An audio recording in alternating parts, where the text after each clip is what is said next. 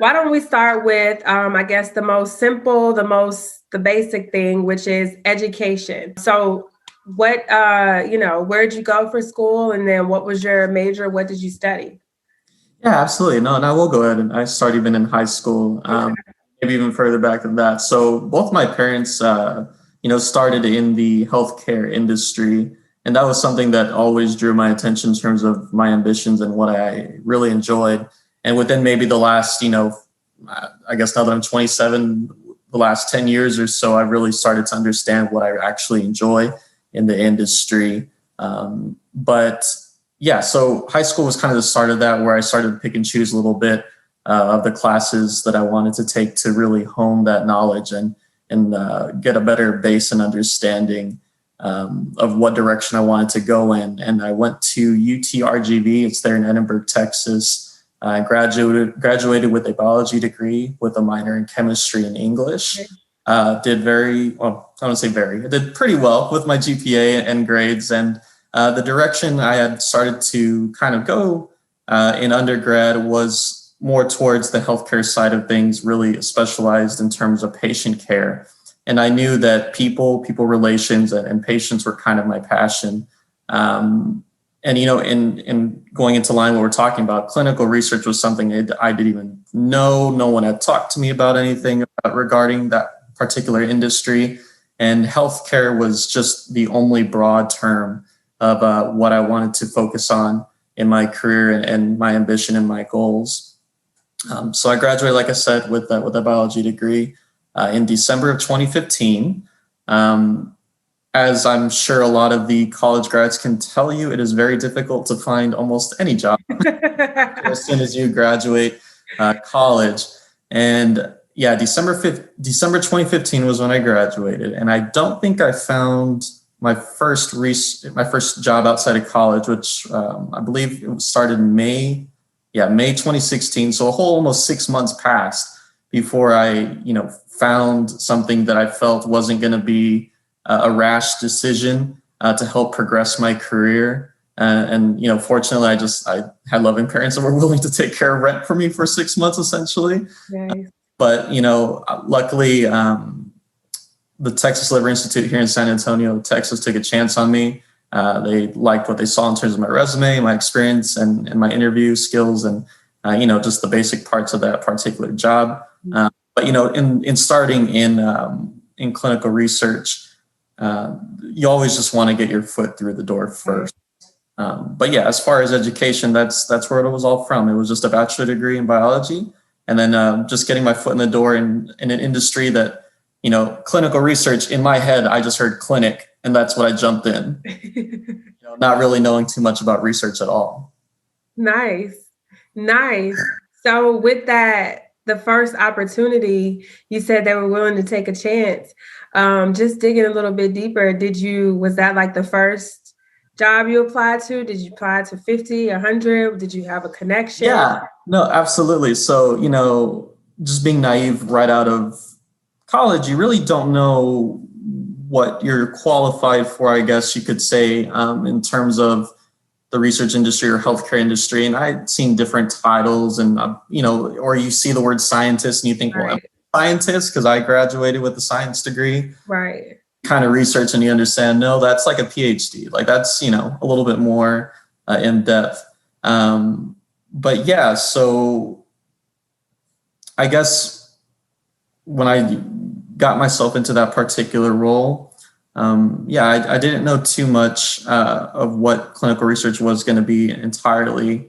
And when they kind of gave me the description of the job itself, I still wasn't really too sure. I just knew that I was just going to be in a clinic and health setting.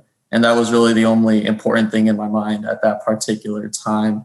But in terms of like day-to-day duties and what I did first starting, and maybe what I was looking for at the beginning, I really just wanted to be in a setting that was going to allow me to, one, interact with patients, but also interact with healthcare, individuals, whether that's doctors, PAs, nurse practitioners, anything like that, because that's where I knew more or less where I wanted to go with my profession and my career choice. Right.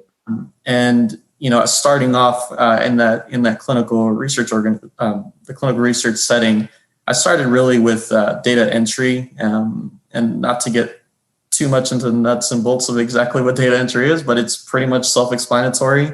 You just get information sent to you, from these patients' visits, and you just plug and play. And it's a really kind of basic way to immerse yourself into clinical research. And fortunately for me, when I did that, I was able to pick up a lot of terms very quickly and really start to understand the concept of what clinical research even is. It's not just, kind of even with all these COVID times right now with the Pfizer, Moderna, like all these new COVID vaccines, I'm sure that's helping the clinical research industry in those terms. But I know definitely coming out of college, just the process of everything and of all things clinical research and regulatory and regulations, like that kind of stuff, way over my head, especially the first 6 months or so when I started the job. Always asking questions like, why is this important? And I think that's kind of, if there's one question in clinical research, you always want to keep in the back of your head, not to be, maybe arrogant and not wanting to do a particular job, but it's really to understand your industry better, is to always ask, why is this particular step or this action important? Right.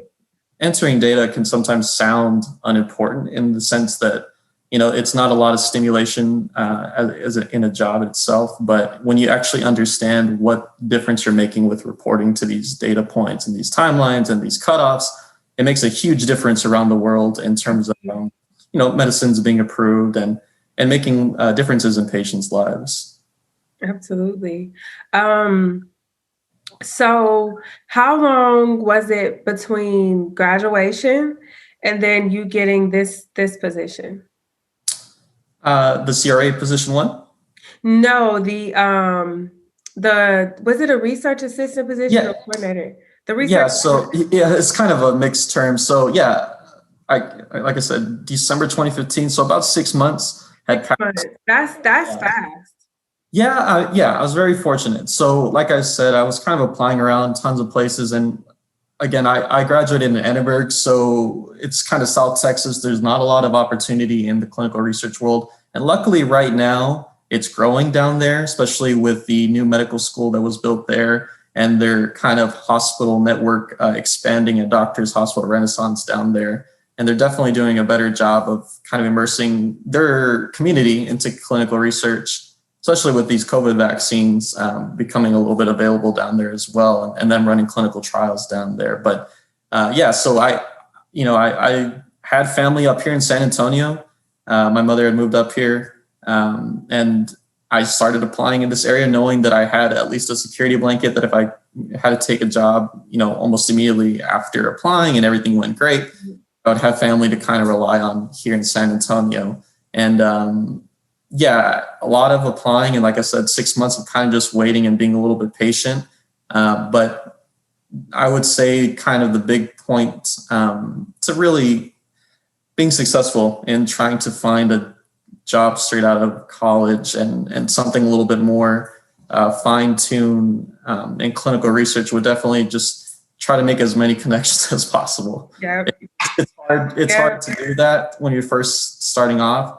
But really, it was word of mouth. Me, whether that was a relative knowing a doctor or me knowing someone in a network and just trying to continually talk and ask questions about like, hey, is there any availability here? Or, keep my name in mind if there's going to be a position open in, X, Y, or Z month.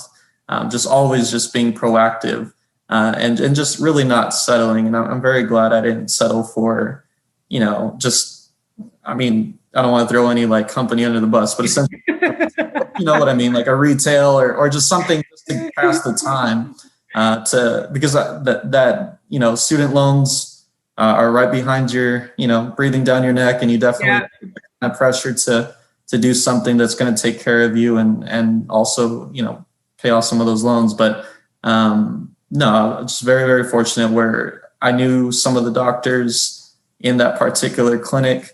My mother knew some of those doctors, and we kind of set it up that way where, I had already had my resume and done really well in school. So it was a really easy process once I had the interview with them, explained exactly what my ambitions were.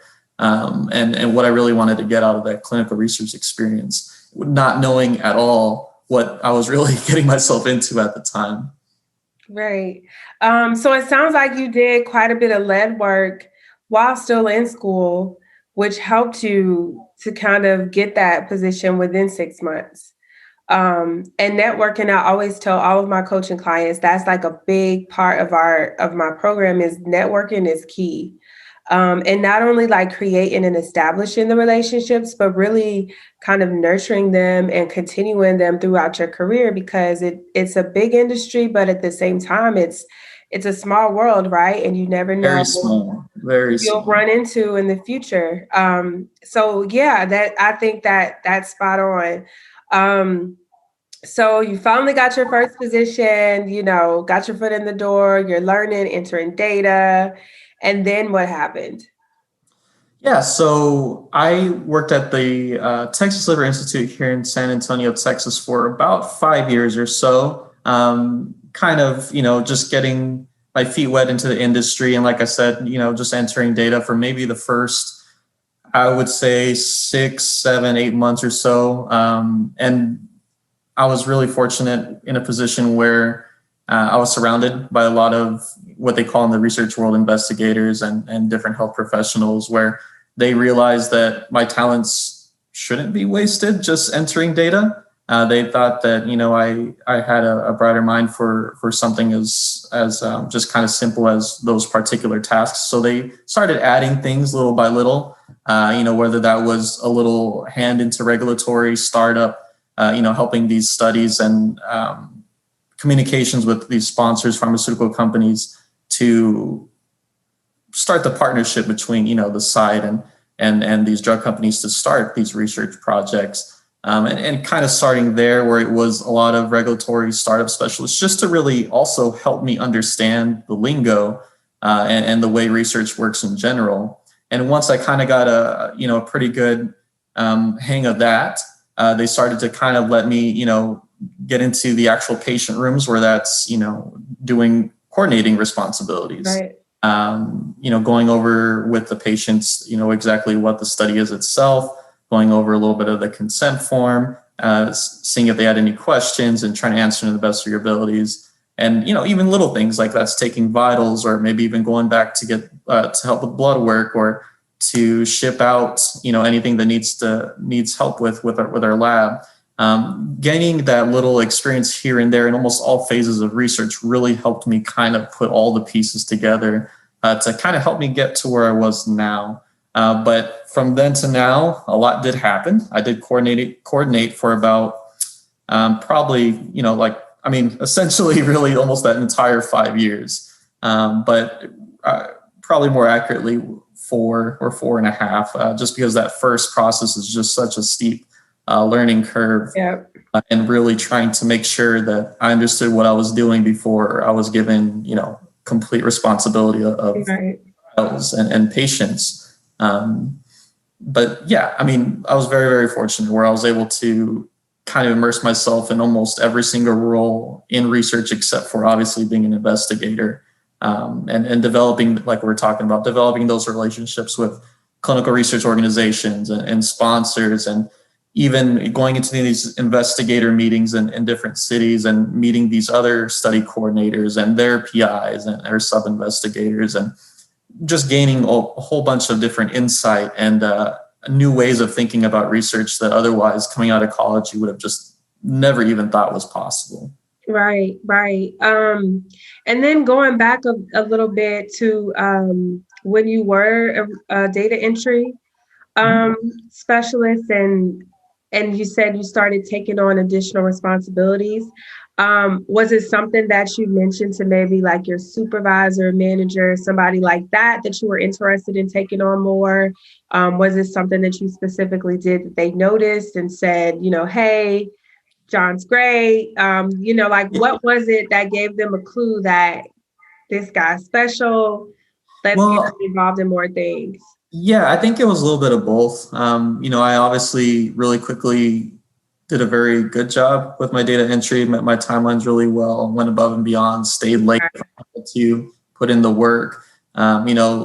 it can be an 8 to 5 job, but some nights or some days it becomes nights and evenings where you're there till 6 or 7 trying to help a project, and those little things, get noticed, whether, Right. it's kind of, saving your own self, or it's to help the site as a whole. Because at the end of the day, what you're doing is helping the site and helping your doctors and helping your nurses and helping the research as a, as a whole, even globally, just helping the study get its numbers and get its data to present its case to the FDA. So putting in the work definitely is the biggest part, I think. But I know, like I was kind of mentioning, in the interview process of the job, I did interview with my manager. And he always knew my intentions of exactly what I wanted to do in healthcare and learning clinical research. So he definitely kept that in the back of his mind. Even though I was doing one particular task, he knew I was always open to adding more to my plate to help me immerse myself not only in clinical research but just as a professional too. So, like kind of what you're kind of asking and getting at, definitely put in the work, but also make your intentions very clear to management, exactly who you are, what you want to do, or else, you might get stuck doing data for 2, 3, 4, 5 years. And, if you're not vocal about what exactly you want to do in the position, then you could be a really great data entry specialist or data manager, and they like you there and you just stay there. So Yeah. you be vocal. Yeah. So such great advice. So you got into the study coordinator role. You said it was about 4 to 5 years. Would you say now, looking back, that you could have left the coordinator role a little bit sooner, or do you think you needed all that time to kind of grow and develop before moving on to the next position? I think it would definitely be, I don't want to say arrogant, but I know after 2 or 3 years, I could do more. Okay. But I do not, looking back at it, at least in hindsight, I'm very glad I had more time to do study coordinating. Right. And kind of give that grace period of really, really immersing myself into research and finding out the little things, and which has helped me, in my job today. And I'm sure we'll get into a little bit with the CRA physician and stuff, but with the coordinating, even in years 3, 4, 5, just even if it's just human interaction, just different ways to talk to patients, doctors, sponsors, just picking up on little things here and there, the do's and don'ts, what you shouldn't say, what you should really be looking for and communicating with sponsors, and like these investigator meetings that we've mentioned, or even SIVs or PAVs, depending on what the clinical research organization wants to call it. These big meetings to start up these projects, really getting every single meeting down. None of it was wasted. All of it definitely kind of added brick on brick on brick to really understanding exactly what my role is and what I do now. And then also just to become a better professional in the clinical research world. Right. And I asked that question because a lot of people, they kind of waver back and forth between, what is the appropriate amount of time to stay in a study coordinator role. And then, you always have that group of people that they're just trying to get in and out. So right. Well, 3 months, 6 months, they're off. Yeah. Like, I'm ready to be a CRA. Yeah, absolutely. So that's why I asked. Yeah. No, and all I was going to add to that was, I was very happy with my coordinating position. I was very happy with the site I worked for, and the doctors and the coworkers and just all the staff members were fantastic. And there was always that ambition to do something more in the back of my head. But I was very, very fortunate where, and this is a huge thing, I highly advise everyone, please set up a LinkedIn profile. Who's going to hop in the inbox, and just kind of open up an opportunity that you otherwise really wouldn't have been looking for. Yes. A massive improvement to your, to your career or personal life. It's any opportunity to connect with really anyone in this industry, even if it's to tell someone, no, it's okay, I'm good where I'm at right now. Like every single person who reaches out, I definitely try to respond as quick as I can to let them know exactly where I'm at, because you just never know. Like you said too, it's such a small world, even though it's a large industry where you're at locally, because everyone in research kind of essentially can move around a little bit company to company or so. And even my line manager now, he actually was monitoring at one time at my site. So it's kind of crazy. Our paths never crossed really, but him knowing my little site in San Antonio, I really shouldn't say little, it was a pretty big site. Just that kind of stuff where right. How could I have guessed that he would have been my manager and we just missed each other, where he was coming into monitoring or a study that I took over, and then he left monitoring that study. It was just wild turn of events, but yeah. And I laughed when you said, create a LinkedIn profile, because that is like a huge component of my course. And a lot of people are like, like, this is not like, how is this going to help me? Like, I need. No, it is so helpful. It is. It truly is. I have monitors that were, when I was a study coordinator, and they saw my change in my title.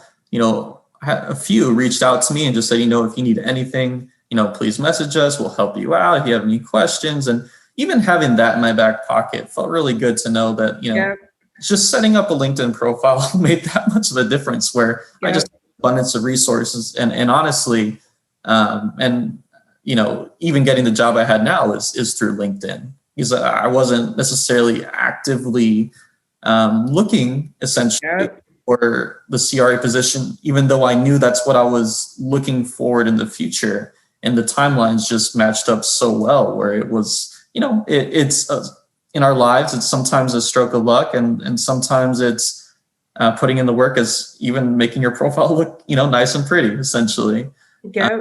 And that can make a world of difference. So yeah, absolutely make sure that, your professional profiles are set up in a way that helps you succeed as well. Wow. I'm so glad you said that. It's like basically you followed my course, and but you didn't take it, but you followed all the steps. And people think a lot of people, they think I'm insane, because it's like, what does this have to do with research, and me getting a job? And they think the key is to take one of those clinical research courses, which they are helpful in having like that, that base knowledge, right? But it's still not the true missing component. And wow, it's so refreshing to hear you say that. Yeah, no, absolutely. So, now you've been a study coordinator for quite a while. What happens next? So kind of going back into what we're talking about a little bit. So yeah, study coordinating, and I've been at that particular site for 5 years at the time. Really immersed myself into that site as someone that people depended on me to do a lot of things, to take on a lot of responsibility. And in the back of my head, it was one of those things where, like, I'm not sure I really want to leave. I've grown a lot here. They've been really loyal to me. They've helped me out. And it was my first big job out of college. It's one of those things that no one really teaches you in college, how to move on in your next steps. Exactly. And again, going back to this LinkedIn experience, and also just having coworkers of mine, being big influences in me professionally too, to not only help me grow in my role at my site, but also just, clinical research is a massive, massive machine. Me leaving a site won't destroy a site. There's plenty of, opportunities for sites to grow in their own employment. And, it's just one of those things where I always felt a little guilty leaving behind such a work in clinical research. But how I got this particular opportunity, really crazy. COVID happened. Things were really shaky in the research world because patients didn't want to come out anymore. and rightfully so. People were trying to stay safe, and even our site staff and everyone was trying to take as abundant as precautions as possible. But all of a sudden, last day of August, August 31st, I got a message in my inbox from a recruiter, just touching base about my interest in the CRA position. And I said, absolutely. Yeah, one day, it'd be fantastic. And all of a sudden, I think it was like 14, 15, 6, like almost 2 or 3 weeks later, I just didn't hear anything back. And I'm like, okay, well, that kind of stunk. There was this opening in the door where, really quickly before I was even looking, and I was so excited because there was talks about, doing an interview and all these things and rapidly progressing. And I was so excited. And sure enough, 2 or 3 weeks later, after me kind of just sweating it out for those 2 or 3 weeks, just because of an amazing opportunity, I got another message back, and we set up an interview just between me and the recruiter. And then she referred me to my current company, IQVIA. And I interviewed with their managers and their hiring staff, did really well. And yes, the coordinating physician helped me nail those interviews. They asked questions that were very specific to the industry. They wanted to make sure that I, wasn't just someone who kind of stood in the back of the room in clinical research. It wasn't, like all I did was do data entry at the beginning or just do regulatory. They asked very specific questions in the industry. And that's why I kind of go back to, when you ask about, did I feel like I was kind of waiting there too long or maybe too little, or my time there, like I absolutely am thankful that I stayed as long as I did in the site, because I felt that the interview and those questions, even though super nerve-wracking because I knew it was a life-changing opportunity, I wasn't as scared. I knew the answers to these questions. Like I knew I should know these answers. Yeah.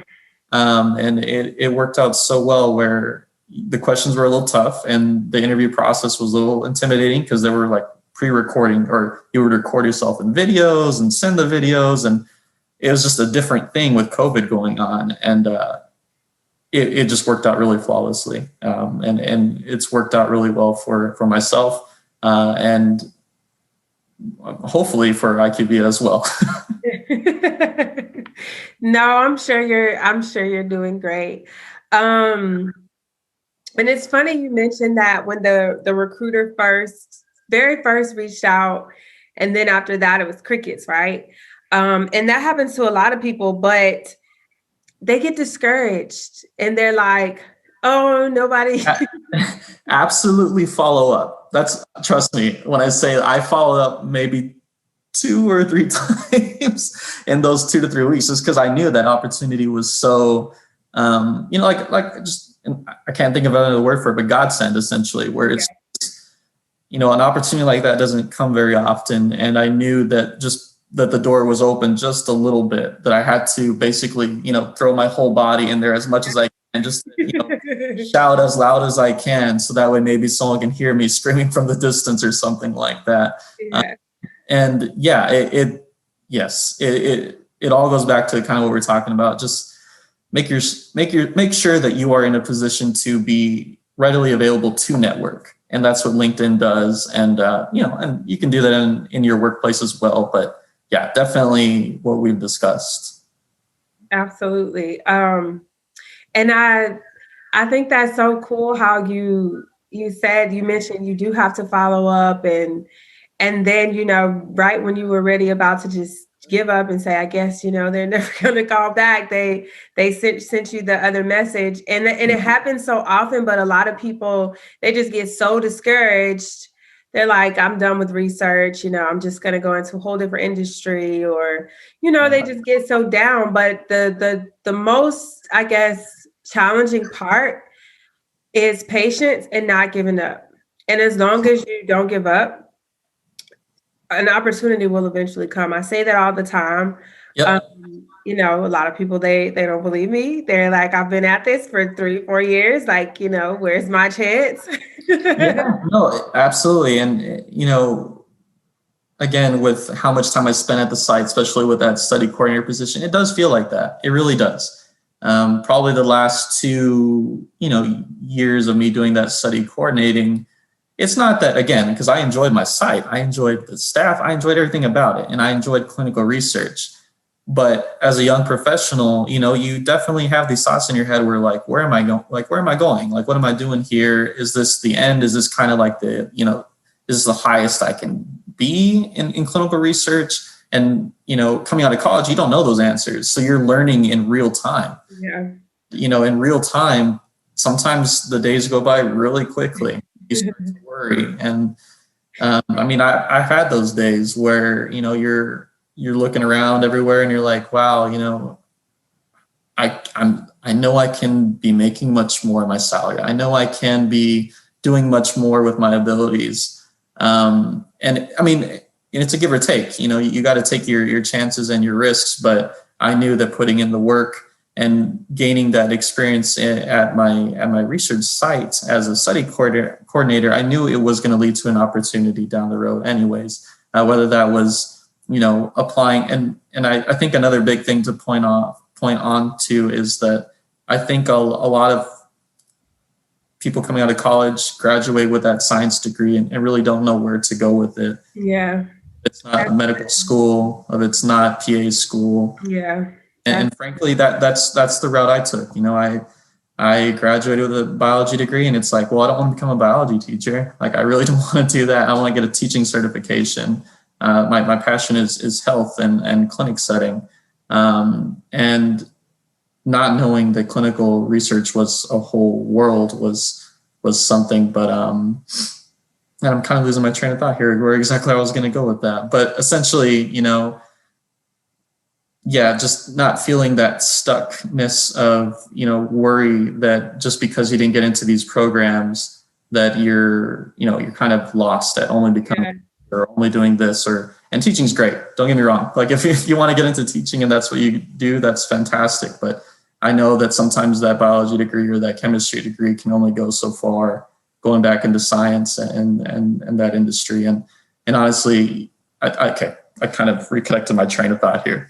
I applied to these different med schools, got interviewed, PA schools got interviewed even for that stuff, but it's so selective, it's really difficult. And all I would say is that if you're worried that you're stuck at the site and those are still your ambitions, what you want to do in life, then staying at a research level, even if it's doing data entry, even if it's doing study coordinating, or even my position, even if it's CRA work, that's not nothing. That's very good for your resume. That's very good for your chances of becoming a PA still, or becoming, getting into medical school, because this industry, it's a legitimate professional industry. It is very regulated. It's very tough. It's very stressful. And if you can show that you're in an industry, especially if you're in one place and you're showing that ability to stay in one place and continue to grow, that looks really good. That's what I would say to people that are kind of worried about being stuck in one particular spot.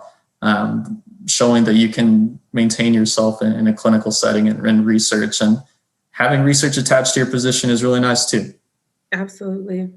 And then going, I guess, fast forwarding, or really kind of everything that you've said, what kind of made you, because the recruiter reached out to you on LinkedIn about the CRA role. It's not like you applied.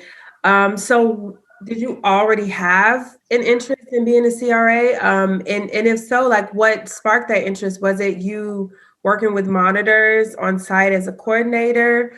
Did you do your own homework and research and kind of dig into what other roles were out there and kind of just happen to, just roll upon the CRA role? What if you were seeking the CRA role, what kind of sparked that interest? Yeah. So as you know, being a study coordinator, you work with monitors all the time, CRAs, clinical research associates. So developing the relationship there from that standpoint, and kind of understanding, what's a good monitor, what's a good CRA, and just hearing for their stories from them and what they're looking for, and realizing like, hey, I can do that. Like I have all these skill sets and I know the knowledge, the industry knowledge to do something like that. And I know, in just professional ambition, I knew it was a higher salary. I knew it was just more prestigious kind of title than study coordinating. But honestly, kind of one of the funnier reasons, I guess, and with COVID happening, I guess it kind of put that a little bit to the side, but traveling, like I actually enjoy traveling quite a bit. When I used to go on these investigator meetings before COVID, I was able to see Boston, San Francisco, Atlanta, various spots throughout Texas. And, it's taken care of through the study. This is not on your dime. This is something that opens your world to these different cities that otherwise you would have had to do this mega vacation on, and all of a sudden your flight's being taken care of and your hotel and these beautiful hotels in San Francisco downtown, walking like the Bay, and just that different experience of knowing, like, in the research world as a CRA, you're having to travel to all these sites. So it gives you the opportunity to, again, it all kind of falls back to networking, just meeting these different doctors, meeting these different professionals, and then meeting the big time names in your own clinical research organization. And just that whole flow of networking and flow of, traveling. And it was just something that always kind of sparked an interest, and also just, had my ears perked up every time I heard that there may have been a possibility for an opening, or just that was something that was always in my back pocket if I didn't want to try to do like med school is kind of out of the picture. I've heard stories, and I kind of don't want to go to school for 10 years anymore. But even if I wanted to return to potentially applying for PA school or something along those lines, becoming a CRA, even in between, or just growing within the CRA position is not a bad plan B by any means. It's something that I am definitely taking, control of, and trying to learn in my position and become a better CRA day by day. And even if this is what I do for my career, and I've really enjoyed it so far, just because of all the things I've mentioned right now, it's something I would definitely not mind doing for the rest of my career, or progressing that ladder of clinical research. Right. So yeah, definitely. It's a multitude of different factors, but those are kind of the main ones. Nice. So you mentioned a lot of great things about being a CRA, right? And of course you work for it, and, you got your training program or position at one of the top CROs, arguably the number one. I shared that with you. I did as well. That's where I got my first CRA position, and I went through their, intense but incredible training program. And there are, some very wonderful things about being a CRA. But for the people that think that it's just all, glitz and glam and, this travel fabulous life, share with us the other side of the spectrum. What have been some of your challenges and, some of the hard times, especially considering that it's, we're in the COVID times and it's a little bit different. Share with us those things.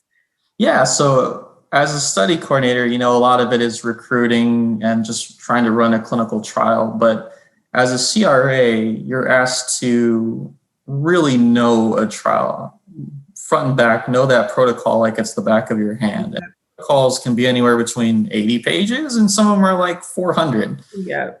And, still having a whole bunch of different responsibilities on your plate, while also having to read documents on a really short notice. Okay.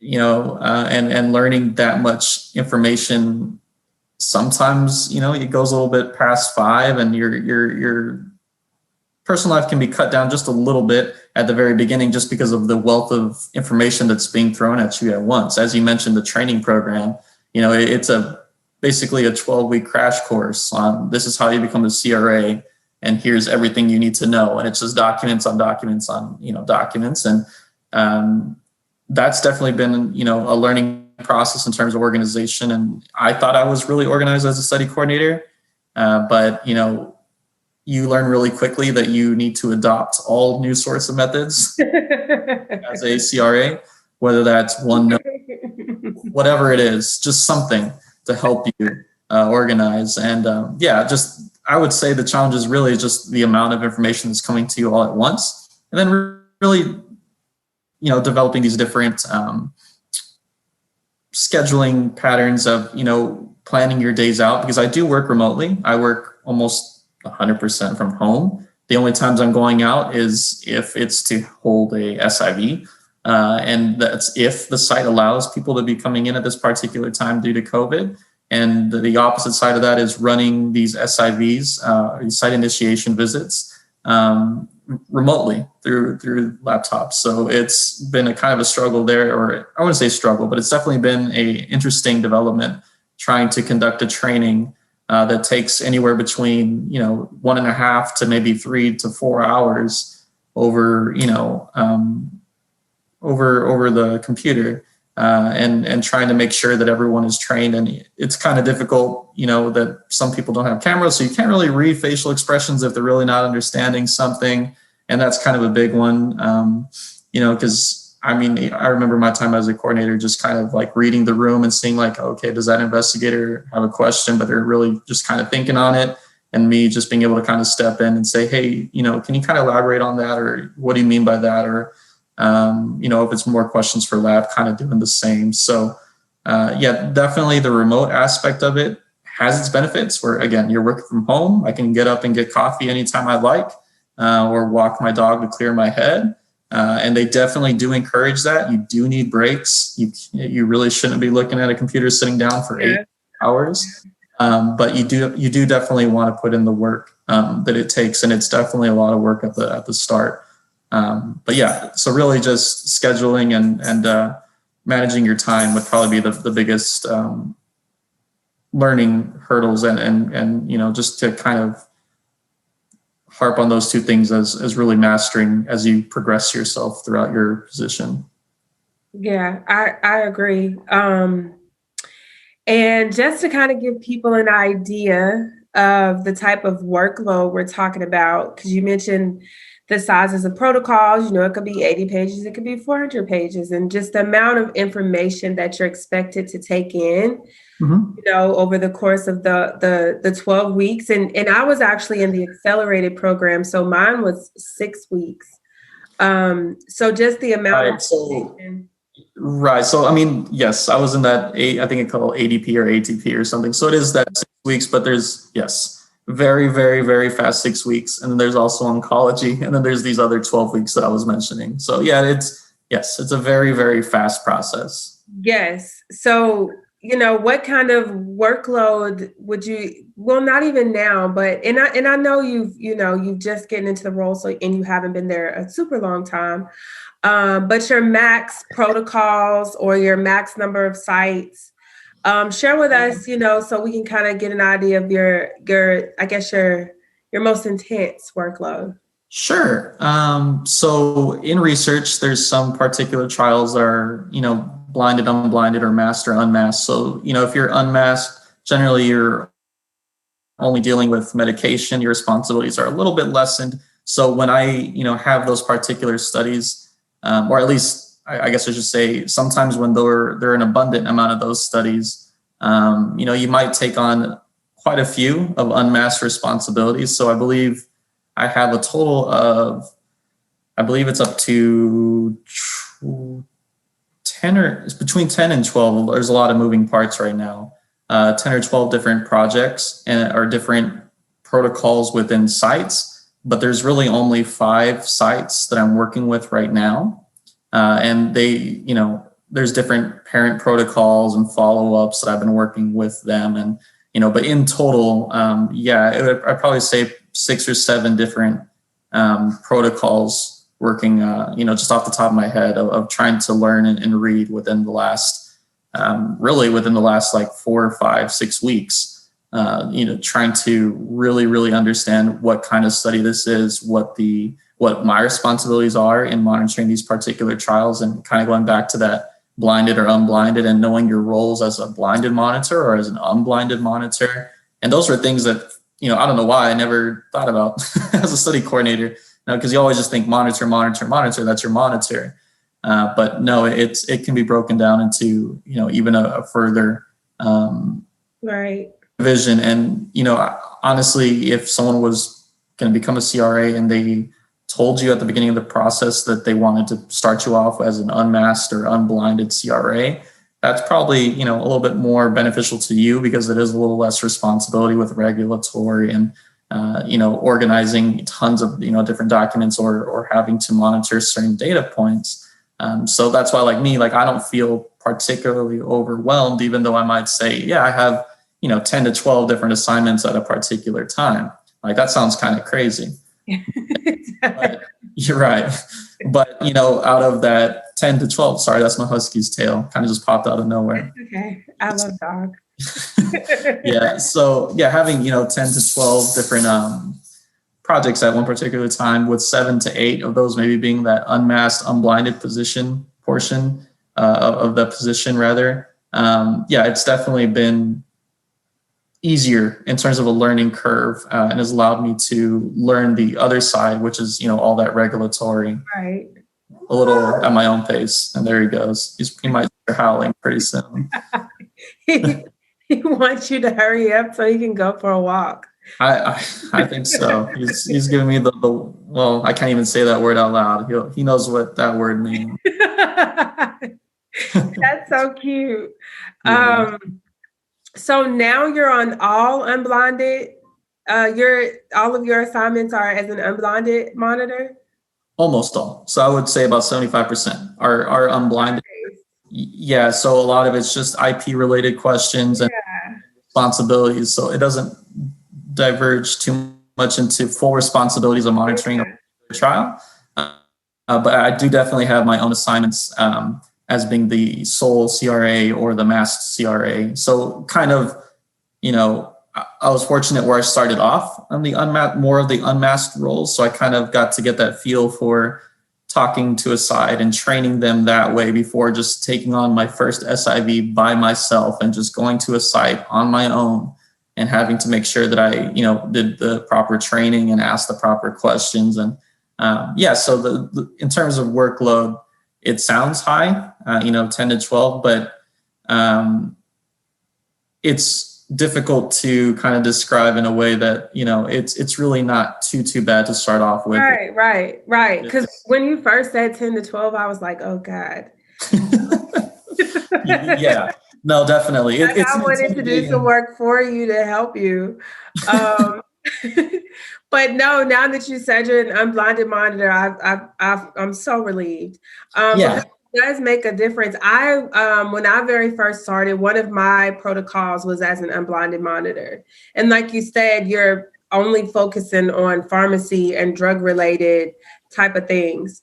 Even when it comes to regulatory, you really only look at like the pharmacy binder, so to speak. Or just trainings. Or that particular drug related section of the binder, if they don't have a completely separate pharmacy binder, but it makes a difference, right? And like you Absolutely. said, as a coordinator or in any other role, not knowing what all goes into monitoring, you don't really realize that there's so many different niche, however you pronounce it, that there's so many different, components and kind of, specialties that you can go into within monitoring specifically. So that's cool. That's awesome. And what would you say, how often do you travel, considering that, we have the whole pandemic restriction? Right. So actually, I'm just coming up on the interval for when I have to go visit these particular sites. And a lot of it was handed to me at one particular time. So it's going to be really interesting within this next, 2 to 4 to 6 weeks of going to these different sites. If I'm allowed to, that's still kind of a, it's kind of like curtains here. Like, it's still a process that we're working through with different if they still want, or if they allow us to go in. In terms of actually going out to different sites, I've only been able to go out to about 2 sites only so far. And that was for SIVs and training sites on protocol and making sure that, what they had established, pre-study in terms of, their staff, their equipment, all their things to make sure that they were ready for the research trial still stands, and that everyone is trained appropriately. But yeah, I mean, it's been fun to travel, even if it's just been twice within the last month or so. No, but 2 times is more than me. I'm oncology, specifically CAR T studies. That's all I work on now at this point. And I have not had to go anywhere since I think I went somewhere maybe once last year, like right before that March kind of everything shut down date. But I haven't had to go anywhere, and simply because my sites, they won't allow it. Right. Of course, with the oncology patients, they're a lot sicker. At least mine are, because it's typically phase 1 and phase 2. And so, they don't really they haven't even, some of the sites haven't even allowed the coordinators to come back. It's like you have to kind of schedule an appointment to even go on site, even though they work there, to keep, like, I guess, the staff number low for any time. But yeah, two is great. And as you know, you've done it. I mean, even doing one, it's a lot, right? Trying to fit all that information within one visit, and you're supposed to train everybody on, not just the protocol, but then most people don't think about all the other stuff that you have to train on, like the lab stuff and EDC and, IP, accountability management. It's like all these moving pieces that you really don't even think about until you get in the role, right? Absolutely. Have you had any mentors along the way, or any coaches, anybody that has kind of helped you kind of stay in line throughout this journey, this process? Yeah, absolutely. So what IQVIA does a really good job of is that they assign you mentors, and it's really not just one; it's two, and then you have like a temporary, line manager that you can go to ask questions. And it's kind of funny that, I mean, I went to my mentors, and if I had any questions really specific to the job, but when I got hired with 3 other people, and they kind of put us in this cohort. And go, to kind of go back to all this networking, those particular people that were hired with me, we were just bouncing questions off each other left and right. And we all had our experience with coordinating and different things like that. But just to have even that reassurance, like, hey, I believe we were told to do it this way. Do you guys agree this way? And even now, like, it's now I'm almost 6 months into the job, if not more now. Still connected with those 3, us original 3, and we're just constantly messaging each other, whether it's venting, whether it's, asking questions that we should have learned months ago, but we just kind of forgot. Or even if it's like, hey, I know we know where this document is, like, where do we find it again? Like, little questions like that. And just make sure that not only do I have, like I said, IQVIA was really great about providing us mentors, and they did a fantastic job of teaching us the different systems. Because, as you know, that may be one thing I should have discussed. There is so many systems to learn and to remember where things are, and just to always have as many frames of reference as possible, just to ask, like, hey, do you remember where this is? Or do you remember how we do it this way? Or what does our sponsor think about doing it this way? Yeah.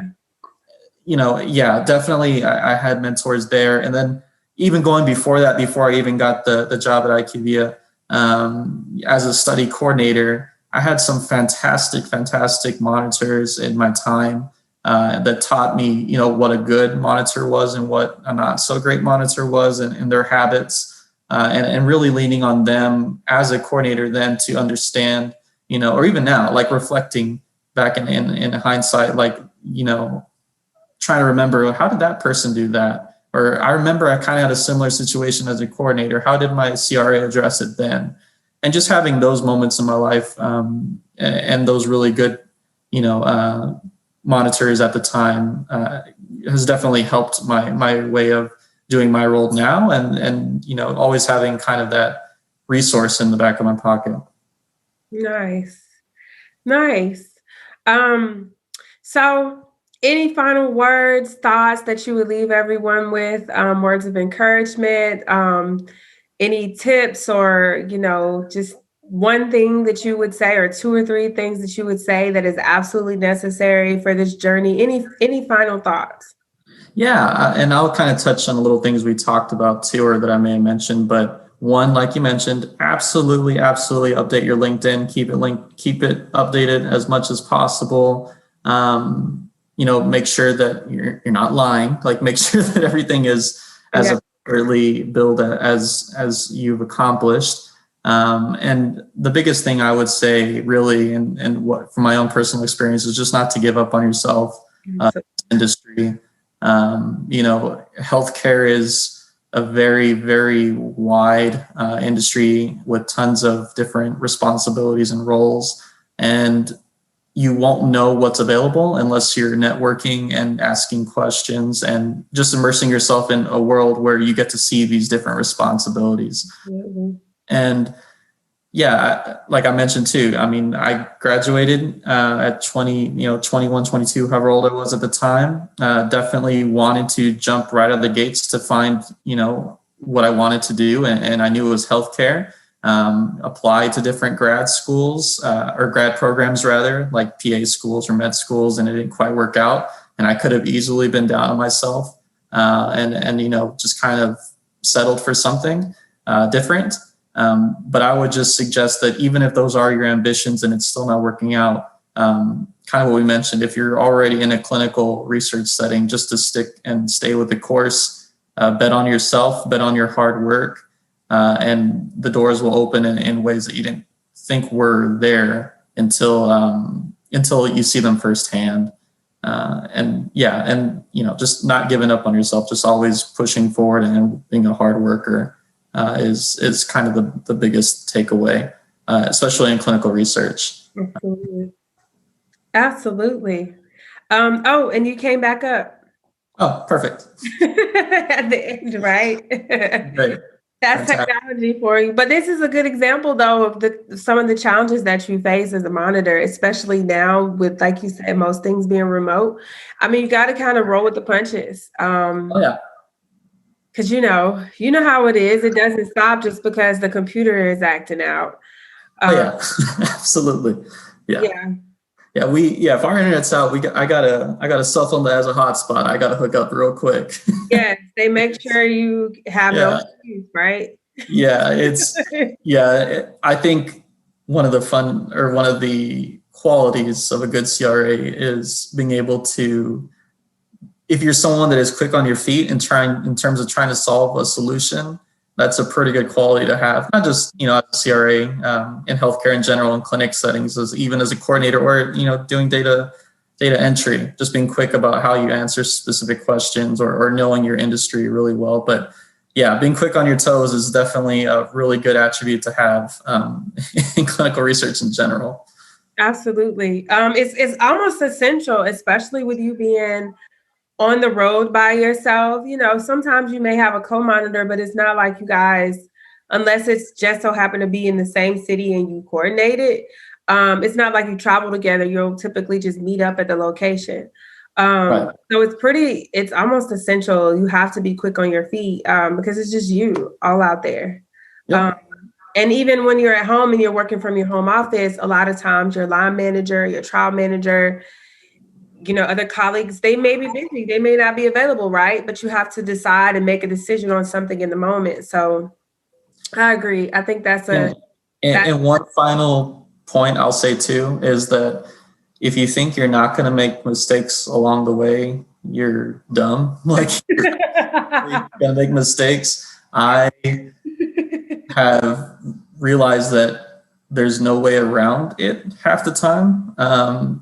Clinical research is a world where things are just out of your hand half the time.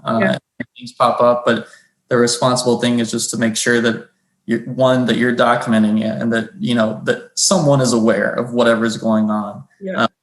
With just that in mind, just not to be so hard on yourself when you first take over a research role, or a CRA role, and really just having the mindset that above all else, patient safety, about like whether that's study coordinating or even as a CRA. CRA, you typically don't see patients at all. You really shouldn't. Yeah. The whole point of our role is that we're helping a study being ran effectively, so that way a patient is safe in taking their medication or a device or whatever it is, and progressing the research world and the pharmaceutical world and patient safety as a whole. Yep, absolutely. And then I guess as I probably should have asked this before, but just one final question: your future endeavors. I know it's kind of early on in your first CRA role, but have you discovered like kind of where you want to take it? That's, honestly, that's something that me and even my line manager are still talking with, because I'm very fortunate too, where my line manager wants to talk about these things with me. And back to one of the very first questions we asked when we talked about, letting my manager at the time when I was a coordinator know who I was, wanted to do. That's a conversation that you definitely want to hold with people that are either above you or, are your peers. Right now, I would say that what I want to do is just become a good CRA first and foremost. Because honestly, I don't feel like I'm there yet. It's just so much, there's so much going into it that, you're always kind of questioning yourself a little bit and really still trying to learn, what do I got to do in this scenario? Where do I got to look for these particular documents or forms?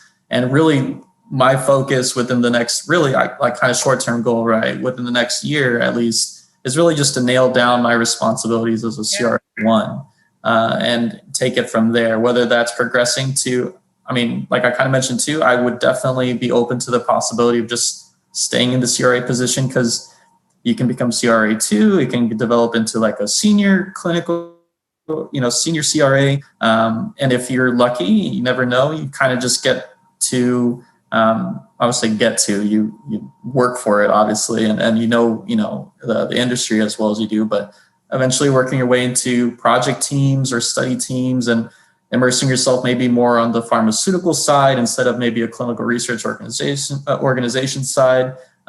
So with my mindset, it's just become a good CRA first, and the rest kind of falls into place just like it did when I was a coordinator. Just become as good as a coordinator as you can be, as hard as a worker as you can be. And I'm translating that to my work ethic now, where I just want to become a good CRA first and foremost, and kind of look on the horizon once I really feel like I'm a good CRA at the time. Ambitions, there's always a chance that, like I said, patient care is something I've always loved as my time as a coordinator. Patients was my passion in terms of my day-to-day. I loved going into those rooms, talking with them, learning their absurd stories and histories and pasts. Excuse me. And as a future, potentially even going back to PA school, or at least applying to PA school, is definitely in the back pocket. But, in just clinical research world, it's just progressing as a CRA first and foremost. Absolutely. I agree with that plan. Because some people tend to get ahead of themselves. I was one of those people. So I agree. And once you get that entry level CRA1 role, the focus should be just trying to wrap your head around being a CRA, because it's so much. Absolutely. So thank you so much, John. Again, I really appreciate you sharing your amazing story. You have so many great experiences to share, even though you're only at the CRA1 role. Like I say only, but it takes so much to even get there. It's like, absolutely. It's, you've done it, that it's like a journey to celebrate, right? And like you said, it's a very wonderful, lucrative, amazing career that you can build upon. So congratulations on your new role with, Thank you. Appreciate it. One of the top companies in arguably, I always say arguably, because every time I say number one, there's that person out there that's like, no, but whatever, right? it's number one for me right now. Yeah. So yeah, thank you again.